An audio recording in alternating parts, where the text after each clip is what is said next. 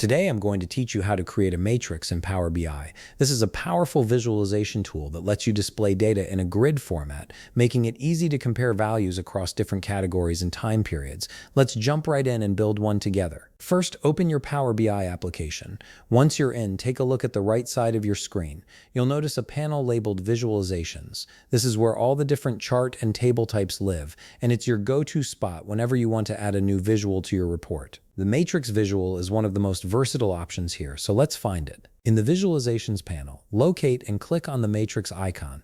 It usually looks like a small grid with rows and columns. As soon as you click it, a blank matrix will appear on your canvas. Don't worry if it looks empty right now. We're about to fill it with data. You can resize the matrix by clicking on it and dragging the corner or any side to make it larger or smaller, depending on how much space you want it to take up on your report page. Now, once the matrix is placed, you'll see three main areas in the Visualizations pane that need to be populated with data. These are rows, columns, and values. Think of these as the building blocks of your matrix. Rows will run vertically, columns will run horizontally, and values will be the numbers displayed inside the grid.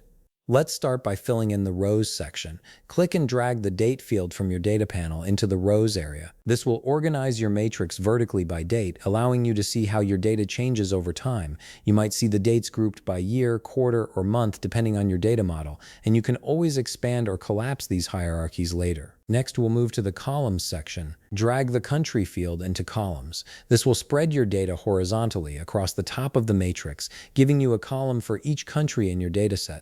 This setup makes it super easy to compare performance across different regions at a glance. Finally, drag the sales field into the values area. This is where the actual numbers will show up. Power BI will automatically sum the sales figures by default, so you'll see the total sales for each combination of date and country. You can always change the aggregation method later if you want to see averages, counts, or other calculations instead. And there you have it. You've successfully created a matrix in Power BI. You should now see a fully functional grid displaying your sales data organized by date and country, making it easy to spot trends and patterns across your dataset. If you found this video helpful, please leave a like, subscribe, and see you in the next video.